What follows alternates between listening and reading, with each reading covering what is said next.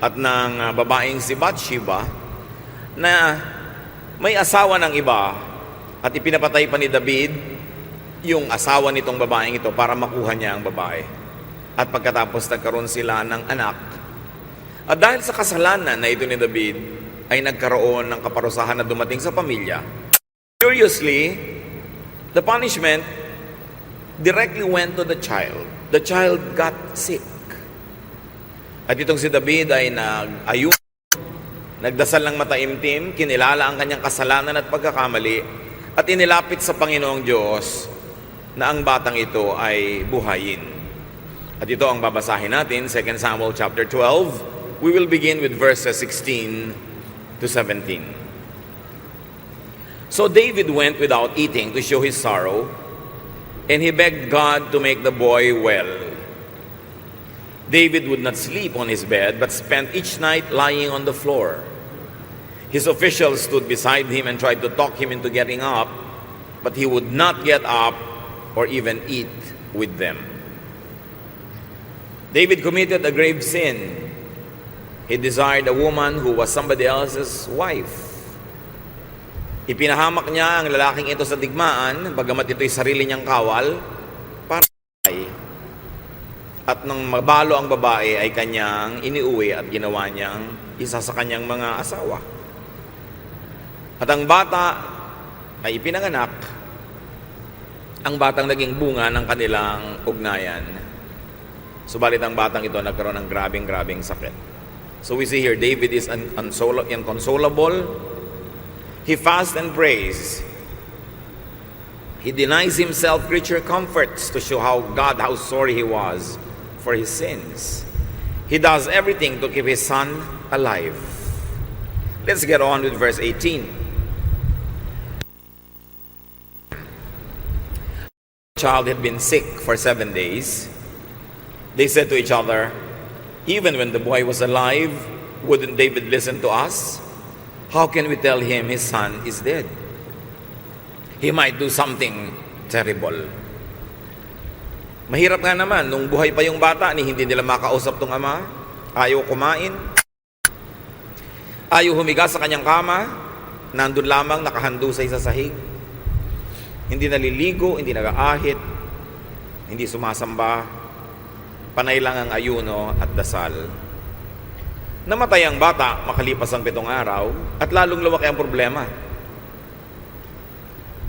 His officials had trouble trying to tell him because they were worried about him. They were worried about how he behaved when the child was still alive, how much more now that the child was dead. Saan sila kukuha ng lakas para sabihin yon? So despite all of David's prayer and fasting, the boy died. His servants could not tell him. Verse 19. David noticed his was whispering, and he knew the boy was dead. Did my son die? He asked his servants. Yes, he did, they answered. Nakaramdam itong David na may nangyari dahil sa kilos ng kanyang mga tauhan. Bulong-bulungan, nagsasalita ng malakas, at sabi niya, namatay ba ang bata? Opo, namatay na. So David makes it easy for the servants to tell him the news. Answerable ba yes or no na lang yung question na binigay niya? Pinadali niya para sabihin sa kanya ang masaklap na balita. 2 Samuel 12:20. David got up off the floor. He took a bath, combed his hair, and dressed. He went into the Lord's tent and worshipped. Back home, David asked for something to eat, and when his servants brought him some food, he ate it. Biglang naiba ang ihip ng hangin. Nung buhay pa yung bata, nagdarasal si David, hindi kumakain, hindi naliligo, hindi tumatayo mula sa kanyang pagkakahandusay sa sahig. Pero nung nalaman niya na patay na ang bata, he shifted gears. He gets up, bathes, and dresses himself. Then he worships, and then eats in that order. So hinanda niya yung sarili niya, naligo, naglinis, nagbihis, tapos sumamba. Isa yung kasi sa mga matatandang kaugalian ng araw na bago ka sumamba, nag-aayos ka, naliligo ka, magbibihis ka. They believe in the ceremonial cleansing through bathing or the washing of some body parts. And then after he worshiped, he ate. Verse 21. His official said, "What are you doing? You went without eating and cried for your son while he was still alive. But now that he is dead, you're up and eating." Parang kabaligtaran nga naman ang ginawa nitong si David sa karaniwang ginagawa ng tao.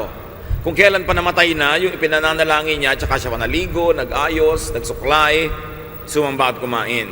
So his officials are baffled. It was quite confusing, incomprehensible to them. Verses 22 to 23, David answered, "While he was still alive, I went without food and cried because there was still hope. I said to myself, who knows? Maybe the Lord will have pity on me and let the child live. But now that he is dead, why should I go without eating? I can't bring him back. Someday I will join him in death, but he can't return to me." So yun ang katwiran nitong si David. Sabi niya, well, nung buhay pa siya, ginawa ko talaga lahat ang magagawa ko. Hindi ako kumain, nanangis ako. Umaasa ako na baka naman dinggin ng Diyos. Baka siya mahabag sa akin at pahabain ang buhay ng bata. Pero ngayon, nasumagot na ang Diyos. Hindi ko man gusto yung sagot na yun, pero sumagot na ang Diyos, patay na ang bata. Bakit naman hindi pa ako kakain? Hindi ko naman siya maibabalik. Sa balang araw, naman yung ganon, ako ang pupunta sa kanya, sa kamatayan, pero hindi ko na siya mapapabalik pa dito sa daigdig ng mga buhay. So David explains himself. He does what he could when he could still do something. And then David prays for God's favorable answer. After God had answered David, David accepts the answer. He recognizes his inability to change what had happened, to undo what has already been done. So David stops asking, David stops making it hard on himself, and moves on. At yan ang focus ng ating pag-aaral ngayon. Ano ang gagawin at ano ang matututunan natin mula kay David kung may pangarap na definitely nawasak na, hindi na matutuloy? Kung may mahal sa buhay na nabawian na, pumunta na sa Panginoon at hindi mo nakasama sa lupa, bagamat gustong-gusto mo pa siyang lumawig ang buhay. Anong magagawa mo kung nasira na ang isang hindi dapat masira at hindi mo na mabubuo pang muli? The only thing left to do is to move on. And these are some of the lessons from David's prayer, fasting, and then getting up. Do what you could to keep what you love. Kung anong kailangan, do what it takes. Kailangan mong manalangin, mag-ayuno, kailangan mong may gawin mo habang meron ka pang magagawa. So that you will not be possessed by regrets, by what ifs. Mahirap yung may kaya ka namang gawin, hindi mo ginawa. May pwede ka namang remedyo, hindi mo ginawa. Tapos, katulad doon, namatay, o hindi natuloy ang isang pangarap, nawasak ang isang plano, iisip-isip ka ngayon buong buhay, ano kaya ang nangyari kung may ginawa lang ako? Nagkabalikan kaya kami ng asawa kong napalayo kung may ginawa ako? Matutupad kaya ng anak ko ang pangarap niya kung tinulungan ko siya? Mabubuo kaya ang isang plano kung ginawa ko itong mga options kong gawin? Yung hindi gagawa ng anuman na pwede niyang gawin, buong buhay, iisip-isip. At maaaring buhay, may kahalo pang pagsisisi. So gawin kung anong pwedeng gawin. Para kung nagawa mo ang pwede mong gawin at hindi pa rin siya natuloy, hindi pa rin tumalab, hindi mo nasisisihin ang sarili mo.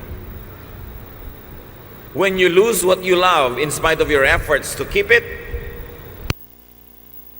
let go and move on. If you like to keep somebody, tapos na wala pa rin, matapos mong suyuin, matapos ka mag-sorry, matapos mong gawin ang dapat mong gawin, matapos mong sikaping bayaran ang iyong utang, to go kiss and make up, na wala pa rin, hindi mo na masisisi ang sarili mo. Mas mahirap kasi na mabuhay na meron kang daladalang bigat na hindi mo matanggap dahil meron ka naman sanang nagawa, hindi mo lang ginawa. But what is important is whether you did what you could or did not, and the chance is already passed. Lumampas na ang pagkakataon para mo ayusin ang dapat ayusin. Namatay na ang namatay. Wala dapat gawin kundi ituloy mo na ang iyong buhay. Every second focused on yesterday is stolen from today. Ang oras, meron dapat kasabay na nangyayari. Yung ngayon, yung araw na ito, ibinigay ng Panginoon para gawin natin yung dapat gawin ngayon. Pag wala kang ginawa, kundi lingunin yung nakaraan. Pag wala kang ginawa, kundi panghinayangan yung lumipas na. Pag walang ginawa ka, kundi magsentimiento tungkol sa mga tapos na, sinasayang mo yung ngayon, inuubos mo sa kahapon na lampas na, yung tuloy dapat magawa mo at mangyari ngayon, hindi nangyayari. So whatever time you use in thinking about the past, in lingering in the past, is time that you steal from your present and from your future. Kaya dapat ang tao marunong ng bumitaw kung dapat nang bumitaw. Isang romance na hindi nag-work, move on. Isang negosyong hindi nagtagumpay, move on. Ng mga nawalang opportunities, wala kang iisipin kundi panghinayangan, sisihin ang sarili o iba, you will not accomplish anything fruitful. Philippians 3:13 says, I forget what is behind and struggle for what is ahead. Yang tapos na, nililimot ko na. Ang akin na lamang inaasikaso, yung darating pa.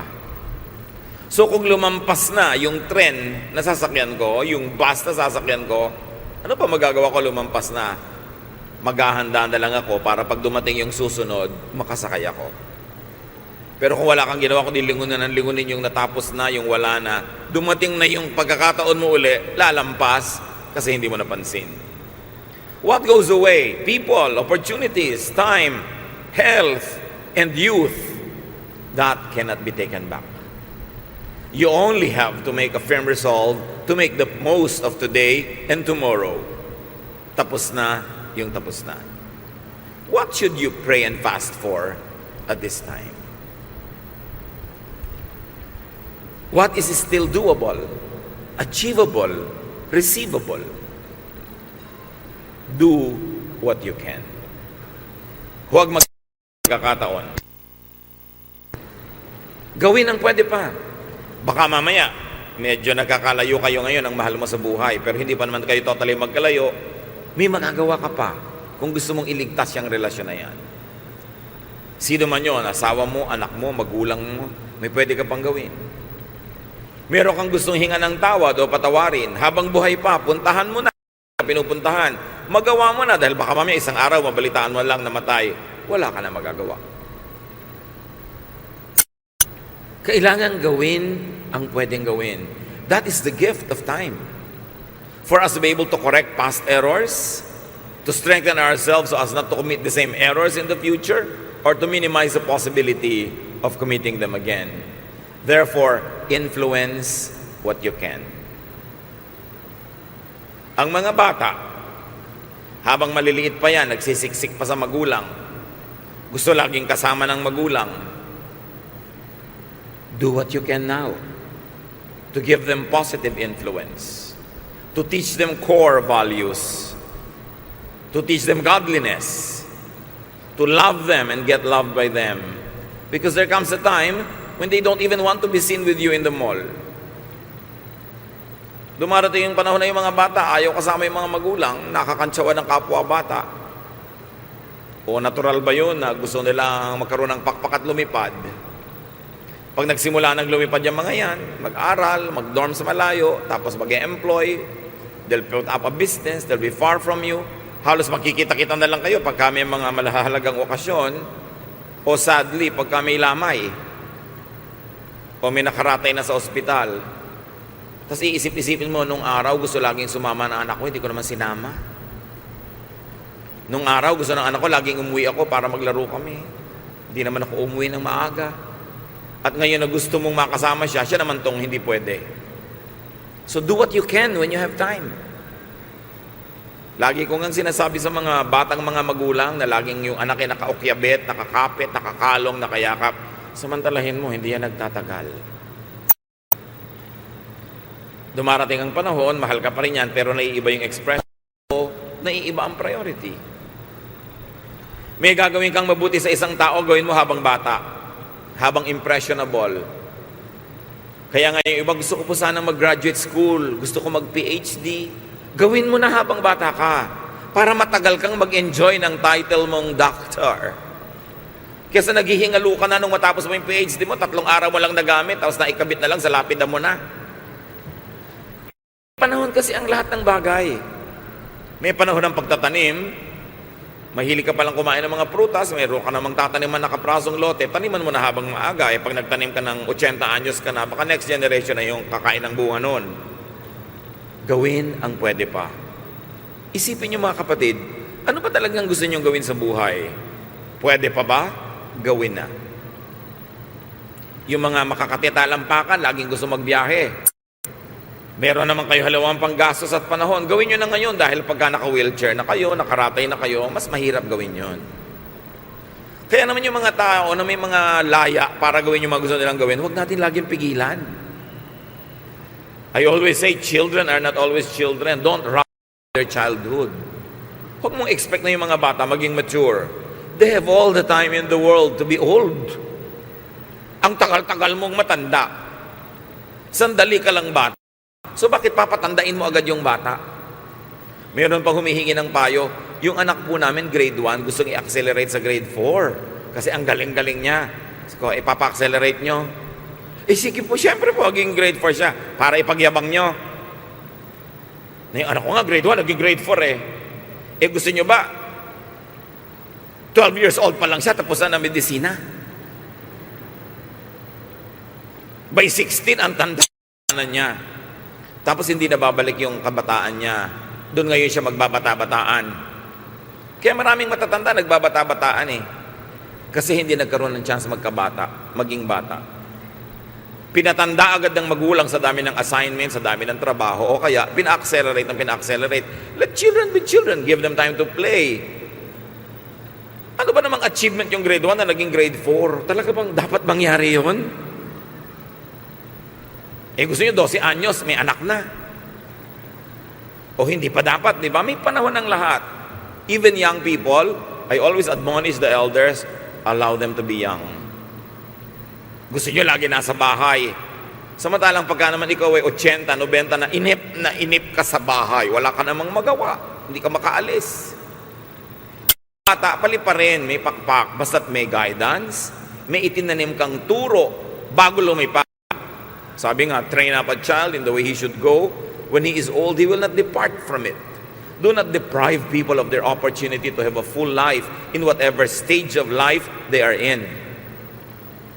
May charm na maging below 10 years old, may charm na maging between 10 to 20, may charm between 20 and 30. In other words, don't fast forward time, at lalo namang hindi dapat i-rewind na ang tanda mo na tsaka ka pa magbabata-bataan. But usually that happens when you miss all the opportunities to be young while you were young. So do what you can.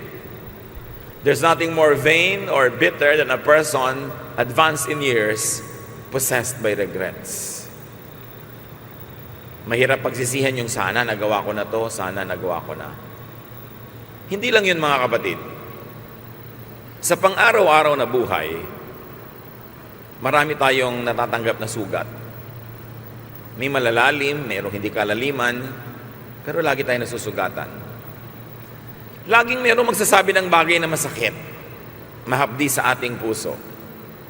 Laging mayroong kabiguan, laging may kulang, laging may inaasahan kang hindi natutupad. In other words, araw-araw nasusugatan tayo, may mga pangarap na hindi natutupad, may mga pagdurusang dumarating. What should you do pag naging bukas na yung ngayon? Let go. Accept what you cannot change. It is important to do that, to accept what must be accepted. Yung nakaraan, tapos na eh. Pinagmalupitan ka ng tiya mo, hindi ka pinag-aral ang tatay mo, may nangyari sa ganito at ganon.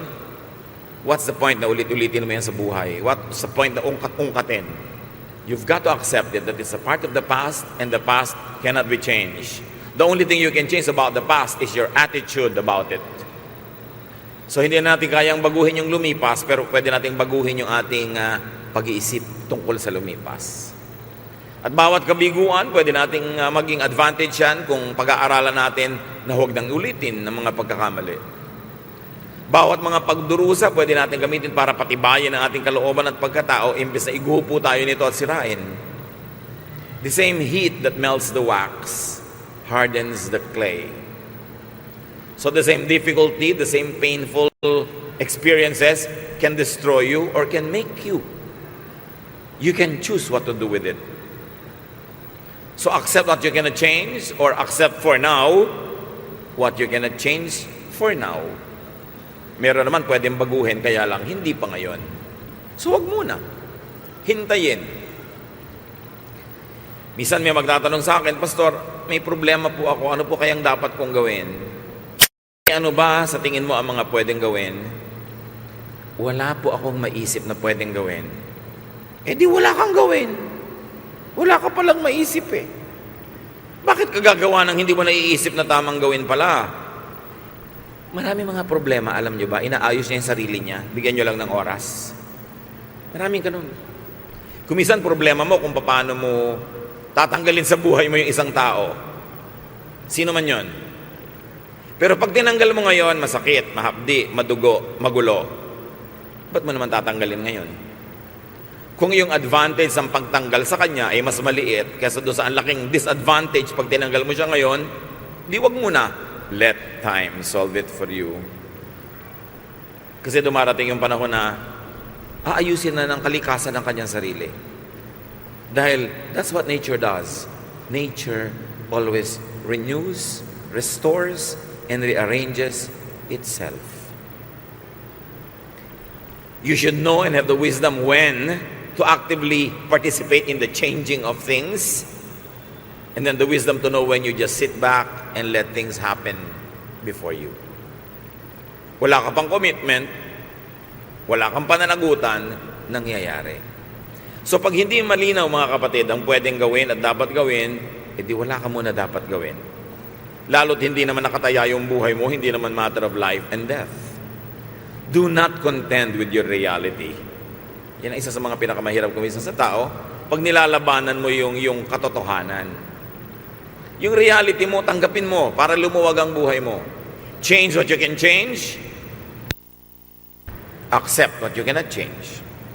Do not contend with your given. May mga given sa buhay eh. Hindi mo pwedeng palitan. Halimbawa, married ako, meron akong anak, maliliit pa, kailangan kong alagaan, tapos meron akong mga balak gawin, balak ko mag-aral, balak ko ganon-ganon. Pero ang given mo ngayon, kailangan mo munang alagaan yung mga batang yan. Huwag mo nang hatiin ang sarili mo. Alagaan mo na muna sila dahil hindi naman sila forever bata. Pag naiba na yung situation, tsaka mo gawin yung ibang bagay na pwede mong gawin. Mahirap yung nakikipaglaban ka sa sariling katotohanan. Halimbawa, may sapatos ka, nilalabanan mo yung sapatos mo, di ang sapatos mo yung maluwag. Pero kung mahigpit na yon, anong gagawin mo sa buhay mo? Di huwag mo laging gamitin. Pwede kang gumawa ng paraan para yung katotohanan mo dumali-dali. Katulad ng mga nasa abroad. Mag-a-abroad, wala namang pumilit sa kanila. Gusto nila mag-abroad dahil sa tingin nila, solusyon yun sa kanilang mga pangangailangan or daan yun para sa kanilang mga pangarap. Tapos pagdating doon, walang gagawin kundi magreklamo sa foreign culture. Nakakainis ang mga tao dito, nakakainis ang kultura dito. Walang gagawin kundi mainip, malungkot. So anong susunod na gagawin nun? Uuwi na yon, magi-give up or magka-depression at psychiatric ward kasi kinakalaban niya yung katotohanan niya. So pagka merong magsasabi sa akin, Pastor, mag-abroad po ako, ilang taon? So and so number of years. Handa ba loob mo? Ihanda mo loob mo. Mangungulila ka, maiinip ka, magaganito ka, maninibago ka. Pero ihanda mo loob mo para pagdating doon, huwag mong labanan yung katotohanan na nandun ka. Yung mga iba, pagka nasa very cold countries, reklamo ng reklamo ang ginao. Pag umuwi naman dito, ang init. Hindi naman ang reklamo. Nilalabanan naman yung init dito. So kung anong meron, sakyan mo sa buhay para lumuwag ang buhay mo. Work within limits. So how should and how could you move on? Just like David, get up, rise, stand up. Whatever it means in your life. And then fix yourself. Look good, feel good. Sabi ng mga psychiatrist, ang isa sa mga early signs of depression, yung depression that could really be destructive to you, yung tao nawawala ng interes sa pag-aayos, sa kanyang itsura, hindi na naglililigo, hindi na nagsususuklay. Sabi, dangerous sign yan. Yung mga iba, pagka hindi napigil yung ganong decline, biglang may mga putik-putik sa ulo, nakaupo sa mga putikan, tuloy-tuloy. So look good. Feel good.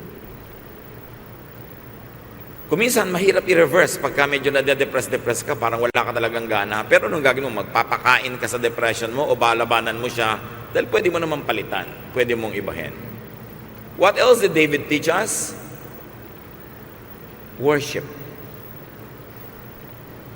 That's how you move on. Restore your emotion, restore your feelings. That is represented by the very symbolic act of David to worship. But the restoration of your spirit could be done many ways. Pero ang mahalaga, i-restore mo yung spirit mo. Umimbento ka ng ginhawa, ng saya, ng ligaya, lalong-lalo na ibalik mo ang iyong relasyon sa Diyos. Restore your relationship with the divine. Dahil doon manggagaling ang ating blessing. Restore your relationship with others, and very especially with your inner self. Reconnect with your spirit. Reconnect with God, your Maker. And what else did David do? Eat. Whatever it means in your life. Nourish your physical body. Nourish your physical existence, your happiness, your pleasures, your enjoyment. Nourish that because you will need that to be able to move on. Give yourself the nourishment. Mga kapatid, lahat tayo may nakaraan. Pagka ikaw ay more than 12 years old na, meron ka ng past. Paano po kung ikaw ay 20, 32, 52, whatever, 90, lalo na. You want to move on and enjoy the rest of your life, be free from regrets. Kung ano man ang ating pinagsisisihan at ipinagsisisi, ipagsisi nyo na once. Kung kailangan hingi ng tawad sa Diyos, ihingi nyo na ng tawad once.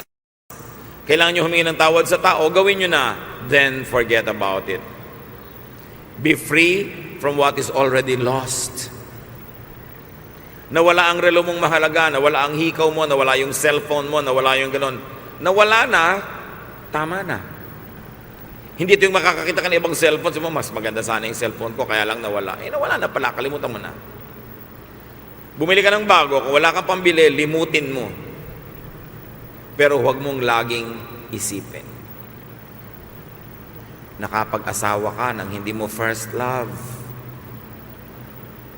Tapos lagi mong naaala-alala sa love, lalo't nakita mo pa sa Facebook. May abs pa. Hindi mo na yun asawa. Huwag mo na siyang isipin. Yun ang sinasabi nating, accept your given. Sabi ni Percy Bysshe Shelley, we before and after and pine for what is not. Our sincerest laughter with some pain is fraught. Our sweetest song for those that are saddest. Matamis ang hangin mo pero malungkot. Kasi ang iniisip mo, yung wala. Yung hindi nangyari. Yung hindi natuloy. May bahay ka, ang sinisilip-silip mo, yung bahay ng kaibigan mo na mas malaki, mas maganda. Gawin mo. Pusahan mo sarili mo. Ingit. Nag-regret. Sabi ni Shakespeare, desiring this man's heart or that man's coat with what I most enjoy, then at least.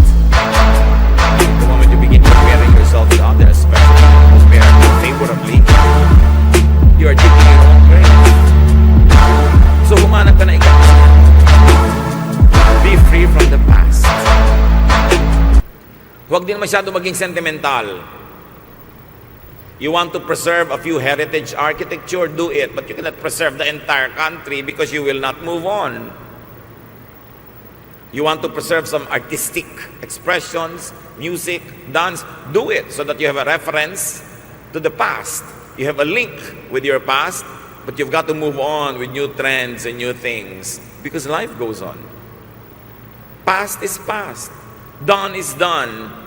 Gone is gone. Kahit tao yun. Kaya, tuturuan mo ang sarili mong sumaya kahit na ang namatay, nawala, ay mahal mo sa buhay. Hindi disloyalty sa yumao na sumaya ka ngayon. Dahil buhay ka pa, may duty kang buhayin ang iyong sarili at huwag itali ang iyong sarili sa isang buhay na dahil wala ka pa doon at nandito ka pa. At yun ang ginawa ni David. Sabi niya, nung may magagawa pa ako, magagawa ko, pinanalangin ko siya, nag-ayuno ako, pero namatay na. So, hayaan na nating sumakabilang buhay siya. Darating ang panahong magkikita-kita tayong muli pag tayo'y sumakabilang buhay din, pero hindi mo na siya mapapabalik dito. Kaya dapat umimbento ka na ng ibang saya at kung maaari, ibang relasyon na magbibigay sa iyo ng mga bagong kahulugan sa buhay, hindi yung wala ka nang inabangan, kundi sumakabilang buhay ka na rin para magkita kayo. Huwag patali sa tapos na. Huwag patali sa na at huwag patali sa hindi na babalik. Tao man yon, pagkakataon o bagay. Kaya huwag din talaga masyadong sentimental, huwag masyadong backward looking. May mga tao, wala pa rin alam kantahin ngayon, kundi yung mga uso ng 1960s. Para namang hindi dumaan yung 70s, 80s, 90s, 2000s, at ngayon lampas-lampas na 2013 na marami pang ibang bagong magagandang kanta. Hindi sasabihin iba, ang papangit ng kanta ngayon, mabuti pa nung araw, akala mo lang yun. Kasi nakasara na yung isip mo sa mga bago. Ano ba yung mga kanta ngayon? Parang mga track na mga pausog-usog, pabalik-balik ang tono. Mano naman. Ang mahalaga kasi, nakasakay ka sa kasalukuyan. Yung mga iba, may edad na, talagang ayaw mag-aral mag-text. Utos naman ang utos sa mga apo na ipag-text siya. Lola, pag-aralan nyo to. Naku, mahirap ng pag-aralan yan. Balak nyo pa bang mabuhay ng more than 1 week? Syempre naman, mag-aral kayo nito. Manonood ng video, hoy, buksan nyo to. Hindi alam buksan si video. Pero paggapasin mo ng isang hektaryang palay, gagawin niya. Inaduwas, nakatali sa nakaraan. Dapat sumama tayo sa daloy ng panahon. Huwag piliting ibalik at i-preserve yung nakaraan.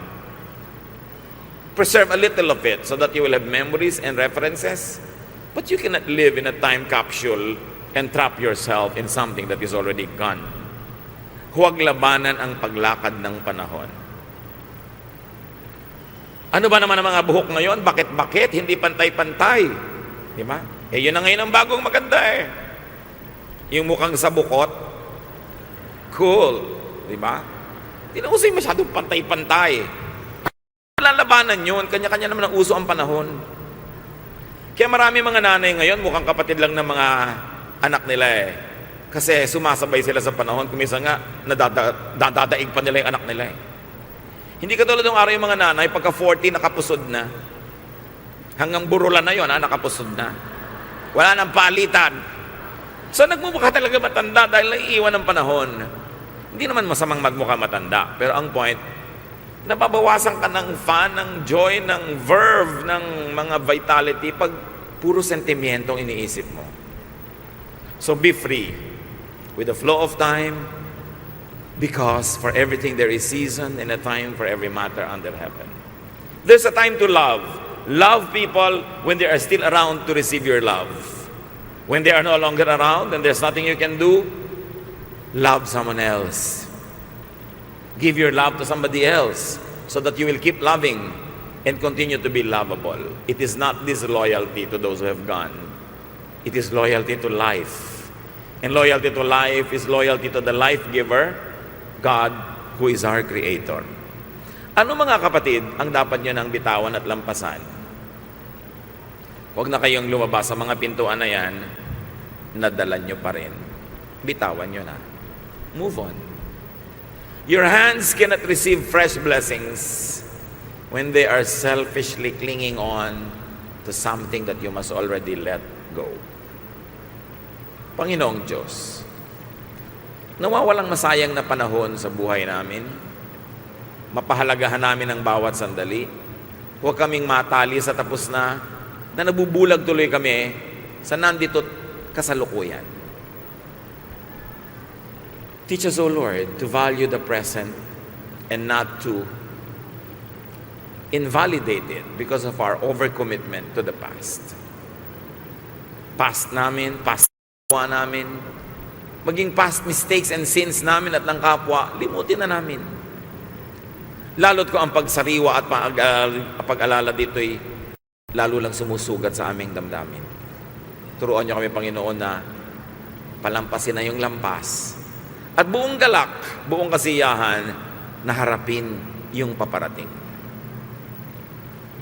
Lord, nawa sa aming buhay, ipakita niyo ngayon sa sandaling ito kung may mga dapat na kami mga bitawang sentimiento, bitawang alaala, bitawan ng mga commitments dahil tapos na. At nang sa ganon, magkaroon kami ng mga bagong buhay, bagong mga pagkakataon. Mga kapatid, let's learn from David. In silence, let's ponder about his very wise decision to rise on the floor